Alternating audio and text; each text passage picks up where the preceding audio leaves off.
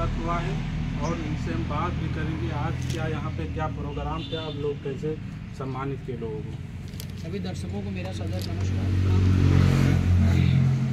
बिल्कुल मैं काफ़ी हर्ष फील कर रहा हूँ यहाँ पर आकर के। बहुत खुशी का माहौल है और यहाँ पे सभी माताएं, बहनें, युवा साथी तथा तुल्य बुजुर्ग सभी के द्वारा बड़ा ही भव्य स्वागत किया गया और मुझे बड़ी ही प्रेरणा आप लोगों से मिली है, बड़ा उत्साह मिल रहा है और निश्चित तौर पर आप सभी के सानिध्य में बीआरपी का कारवां आपके रायबरेली में बहुत ज़बरदस्त तरीके से बढ़ेगा, ये मैं उम्मीद करता हूँ। और बाकी सर बताएं, यहाँ पर ज़्यादा करके कांग्रेस के गढ़ रहा है, उसको आप लोग कैसे मिटा पाएंगे?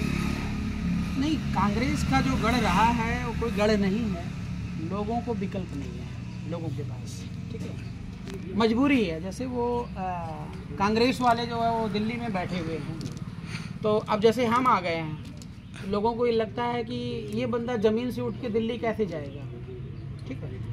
उनके दिमाग में ये बात होती है वो दिल्ली में है तो जल्दी से हर काम हो जाएगा। मतलब पके जो डाल होती है ना, उसको हर कोई झुकाना चाहता है। अभी हमारी डाल कच्ची है, हम लोग ज़मीन तैयार कर रहे हैं। हमारा कांग्रेस से, बीजेपी से, किसी और से कंपटीशन ही नहीं है। हमारा काम ये है हर भारतीय नागरिक को राजनीतिक हिस्सेदारी देना और हर जो युवा बच्चे हैं उनके लिए दरवाज़ा खोल देना, ताकि स्कूल कॉलेज में बच्चे ये बोलें गर्व से कि मैं भारत देश का प्रधानमंत्री बना। एक सवाल और है सर कि आप लोग जो पार्टी मौर्य समाज की पार्टी, इस पर क्या कहना चाहिए?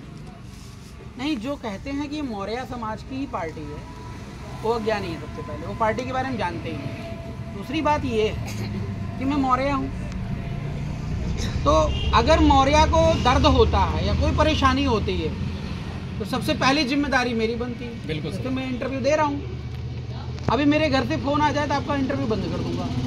क्यों? क्योंकि सबसे पहली जिम्मेदारी मेरा घर है, उसके बाद तो मेरा मौर्य समाज है और तीसरी जिम्मेदारी अन्य समाज है। क्यों अन्य समाज है?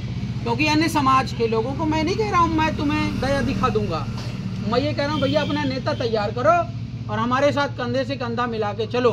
ये ब्रह्मा यादव जी हैं, इनको मैं राष्ट्रीय अध्यक्ष आज घोषित करता हूँ और सारा यादव समाज इनके साथ लगे। और आरपी मौर्य अगर 2 रोटी खाता है तो 2 रोटी इन्हें खिलाएगा, आधी रोटी खाता है तो आधी रोटी इन्हें खिलाएगा। आरपी मौर्य जिंदाबाद।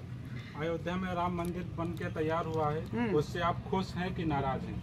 देखो क्या है कि जितना हमारा देश हिंदू बाहुल्य देश है, ठीक है ना, तो जिसकी जहाँ पे श्रद्धा है वो लगा हुआ, उससे मुझको कोई दिक्कत नहीं है भाई। कल को हमारी सरकार आ जाएगी तो मंदिर भी बनेंगे, मस्जिद भी बनेंगे, गुरुद्वारा भी बनेंगे, बुद्ध विहार भी बनेंगे। हम किसी को कहाँ रोक रहे हैं? क्योंकि क्या है कि ये जो मंदिर होता है या मस्जिद होता है, गुरुद्वारा होता है, बुद्ध विहार होता है, ये मेडिटेशन का केंद्र होता है।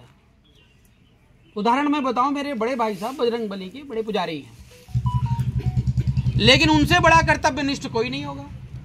क्यों नहीं होगा जानते हैं? सुबह 4 बजे उठ करके 5 बजे तक एक्सरसाइज, पूजा पाठ करके 7-8 बजे तक उनकी टेबल तैयार। गांव के प्रधान है, टेबल तैयार, जनता के लिए खुला दरबार है, पूरा गांव संतुष्ट है।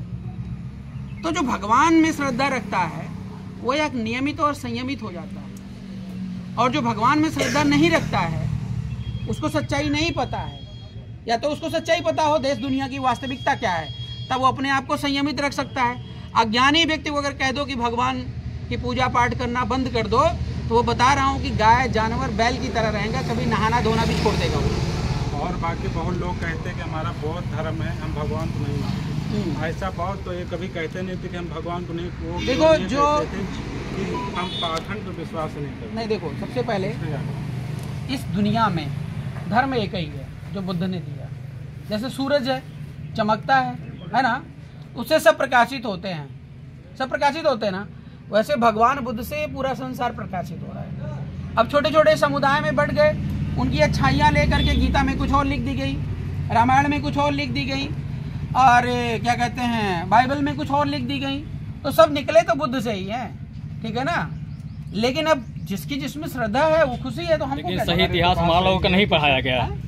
बहुत लोग कहते हैं कि जो बुद्ध के वो भगवान को मानते, बुद्ध तो किसी विरोध के लिए नहीं। मैं थोड़ा सा इसमें और आपको बताना चाहूँगा, देखो धर्म एक ही है, और जो बौद्ध के आगे धर्म लगाता है ना वो मूर्ख होता है। धर्म के आगे ना बौद्ध लगता है, ना हिंदू लगता है, ना सिख लगता है, ना ईसाई लगता है, और ना कुछ और लगता है। धर्म धर्म होता है, उसका स्वरूप अलग अलग है। जैसे एक महिला होती है ना, उस महिला के कई रूप हैं। आपकी माँ मेरी बहन हो सकती है, आपकी माँ है और मेरी बहन हो सकती है, किसी की आंटी हो सकती है, किसी की बेटी हो सकती है ना, लेकिन है तो एक महिला। वैसे ही धर्म है, धर्म है, इसके रूप नहीं है, बस समझने का फर्क है। जिस दिन देश समाज के लोगों ने समझना मीन समझ गए, उस दिन लड़ाई झगड़ा सब खत्म। बीआरपी पार्टी लोकसभा चुनाव में रायबरेली में आपको कोई प्रत्याशी उतर सकता है? हम तो उतारने के लिए 24 घंटा तैयार हैं। अभी हम कमजोर हैं, इसलिए प्रत्याशी की तलाश है। बीजेपी वगैरह में क्या होता, प्रत्याशियों की लाइन, एक ही पोस्टर पे 20-20 पोस्टर लगा देते हैं। क्या जरूरत है? जो लोग पार्टी में आते हैं या राजनीति में आते हैं, बिजनेस करने के लिए आते हैं। हम ऐसे गरीब लोगों को तैयार कर रहे हैं जो साइकिल लेकर चल पड़े, वो बिजनेस के लिए नहीं, त्याग के लिए। तो ऐसे प्रत्याशी को ढूंढ रहे हैं, थोड़ा समय लगेगा, लेकिन जब क्रांति होगी तो आर पार की। और बाकी आने वाले विधानसभा चुनाव भी बहुत हैं, उस पर आप कितनी सीट जीतेंगे? ये देखो, ये मैं हवाई फेंकने वाली बात नहीं करूँगा। मैं अपना कर्म कर रहा हूँ। हमारी जो सरकार है वो जनता है, ठीक है। जनता मेरे लिए भगवान है, तन मन धन से उनके लिए काम कर रहा हूँ। और भविष्यवाणी मुझे समझ नहीं आती। मैं कर्म वीर हूँ, कर्म पे विश्वास करता हूँ, बस कर्म करते जाऊँगा। आपकी बात किसकी सरकार बनेगी? कहाँ पे? केंद्र में जी, केंद्र में किसकी सरकार बनेगी इसके बारे में हम कुछ नहीं कह सकते हैं, लेकिन